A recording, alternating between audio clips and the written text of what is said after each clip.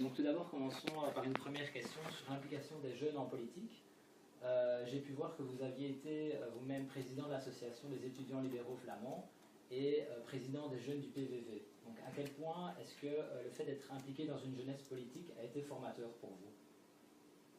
Donc c'était très important parce que moi j'étais intéressé dans la politique, je dirais depuis toujours. Depuis toujours, c'est un peu relatif naturellement, mais dès l'âge de 12, 13, 14 ans, j'étais en train de discuter de la politique et de la société avec mon père, à l'école, avec des amis. Et puis c'était évident que j'allais entrer dans une association des jeunes libéraux et des étudiants à l'université de Gand. Donc pour moi c'était l'évidence même d'entrer là-dedans parce que ça me donnait la possibilité de continuer ces débats, ces discussions sur la politique. Ça a constitué du coup un engagement préliminaire dans votre carrière politique. À quel point ça vous a peut-être aidé, cet engagement citoyen, dans le futur de votre carrière? Non, c'était important parce que le LVSC, c'était donc les étudiants libéraux en Flandre, c'était un peu le berceau de toute carrière politique dans le Parti pour la liberté et le progrès dans le temps. Donc, par exemple, Willy de Klerk a été membre de la LVSC, des étudiants libéraux flamands, et Frans Grootjans, Van der Poort, donc tous les leaders politiques dans le PVV dans ce temps-là avaient commencé leur carrière politique, je dirais,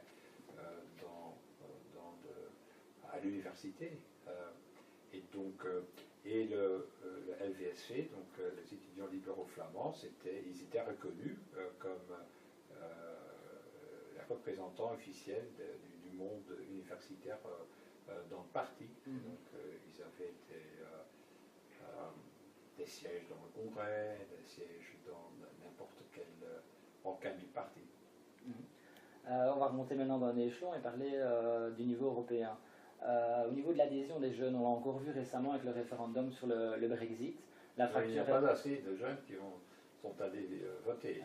Ils avaient la bonne opinion, je dirais, mais ils ne sont pas allés voter. C'est ça le problème, naturellement. Néanmoins, ce que je trouve positif, c'est que même la plupart de ces jeunes étaient en faveur de l'Europe. Et donc, je pense qu'il y a une écrasante majorité des jeunes en Europe qui sont pour l'Europe, mais qui sont quand même très critiques envers le fonctionnement de l'Union européenne d'aujourd'hui. Parce que c'est ça qui doit être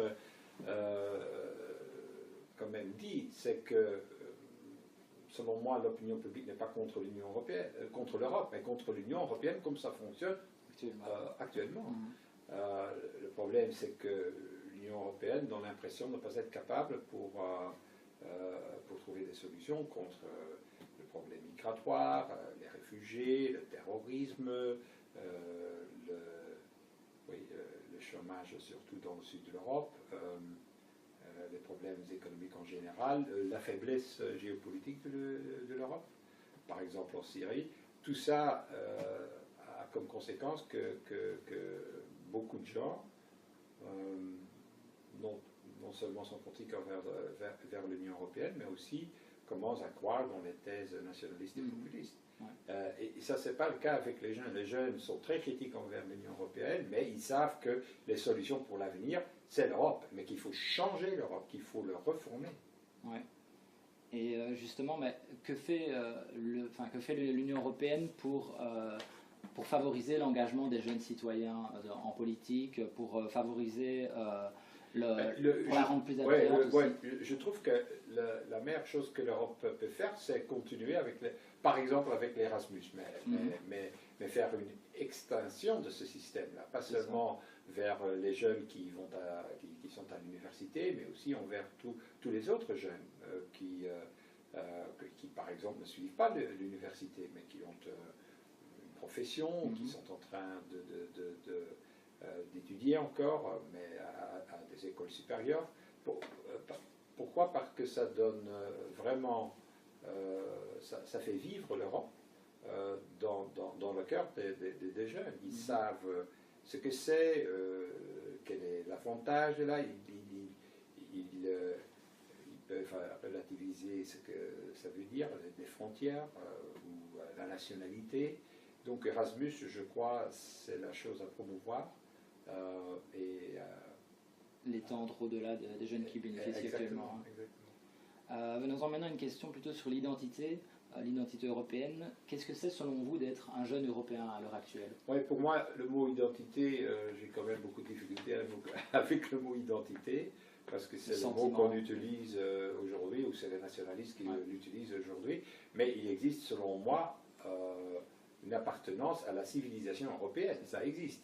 La civilisation européenne, moi je suis en train de lire un livre que je dois présenter dans quelques semaines d'un auteur hollandais, mais d'origine iranien, et qui s'appelle Salam Europe, Salam Europa. Et en fait, c'est le Shah iranien au XIXe siècle qui vient visiter l'Europe et qui voit l'Europe. Et il voit l'Europe comme quoi? Comme une unité. Il ne voit pas l'Europe comme,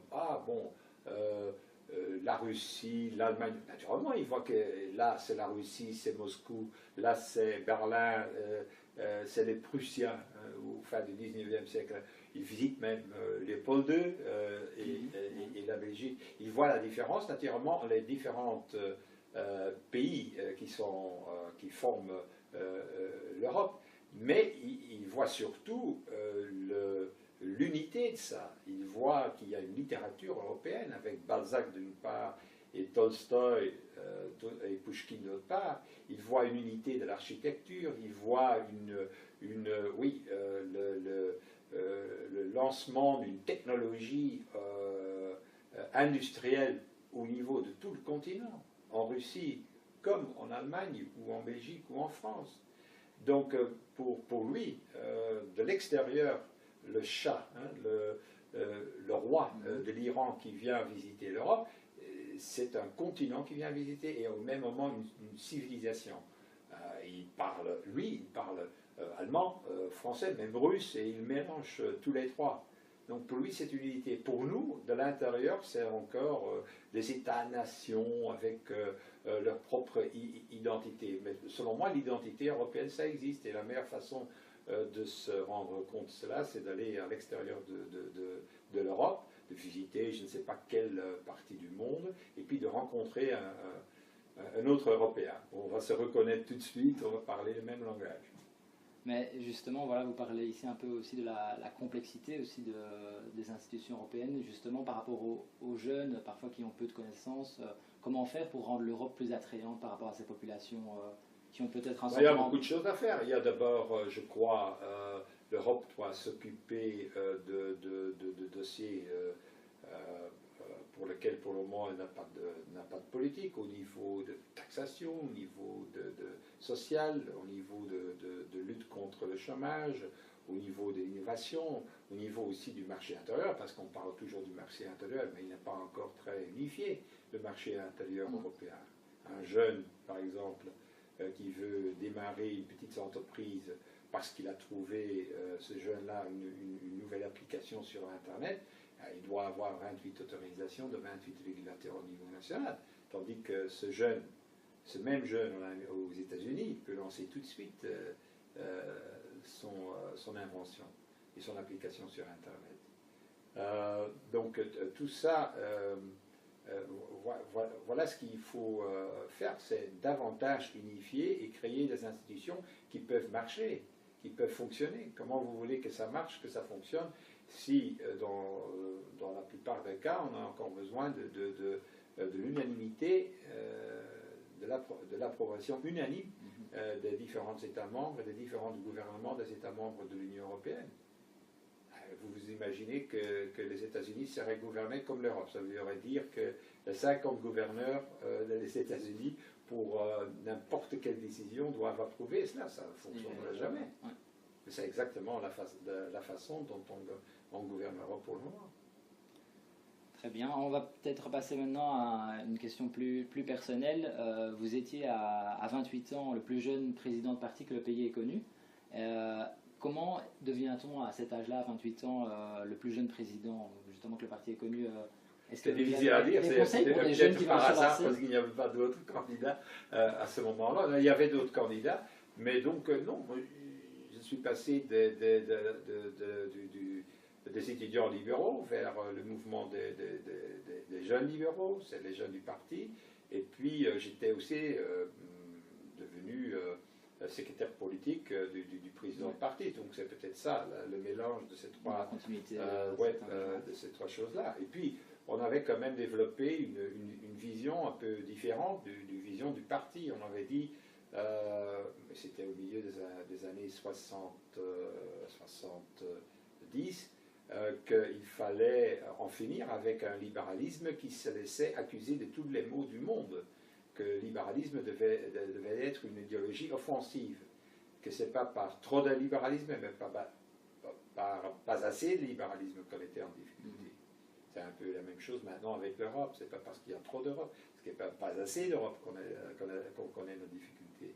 Et donc, c'était une manière offensive de voir le libéralisme, parce que le libéralisme, dans le temps, dans les années 70, était accusé de tous les maux du monde. S'il y avait le chômage, c'est le libéralisme qui était la cause. S'il y avait des problèmes au niveau financier, c'était le libéralisme qui était la cause. Tous les maux, c'était le libéralisme. Et donc, nous, ce qu'on lançait dans cette bataille pour la présidence du parti, c'était de dire qu'il faut en finir avec des libéraux qui sont trop mous, qui n'osent pas défendre les thèses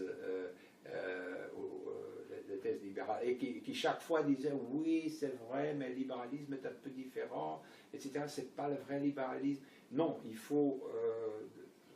Voilà ce qui a fait la différence, je crois. Une dernière question, ici plutôt au niveau de la politique belge, particulièrement la politique flamande. Récemment, un de vos collègues à l'Open VLD, le ministre Sven Gatz, donc ministre flamand de la jeunesse, a décidé de mettre fin au financement public des organisations de jeunesse politique. Qu'est-ce que vous pensez de cette décision qu'il a prise ? Je ne sais pas si on a besoin de beaucoup de subventions pour les jeunesses. La question se pose, on s'interroge sur l'indépendance de ces jeunesses politiques par rapport au parti mère, donc l'Open VLD et les jeunes de l'Open VLD, à quel point ça va impacter peut-être leur indépendance. Je ne sais pas. Ça, c'est à vous de juger. Ce que je sais, c'est que naturellement, aujourd'hui, il y a d'autres canaux pour atteindre les jeunes. Il y a les médias sociaux qui sont quand même fantastiques, dans ce sens qu'on peut atteindre directement les jeunes avec un message, je veux dire, pointu, et c'est ça qu'il faut utiliser. Donc il ne faut pas se plaindre trop de ce qui se passe, il faut y aller de l'avant, lancer des idées, lancer des initiatives. Ouais. On a pu le voir d'ailleurs que vous avez une utilisation assidue des réseaux sociaux. En quelques années, c'est inouï, ça va vite, et c'est ça qu'on essaye de faire, c'est de créer une mouvance pro-européenne qui radicalement est en faveur de l'Europe, justement comme pour contre-attaquer toutes les mouvances nationalistes et populistes et eurosceptiques qui existent en Europe pour le moment. Et donc voilà, on ne se plaint pas.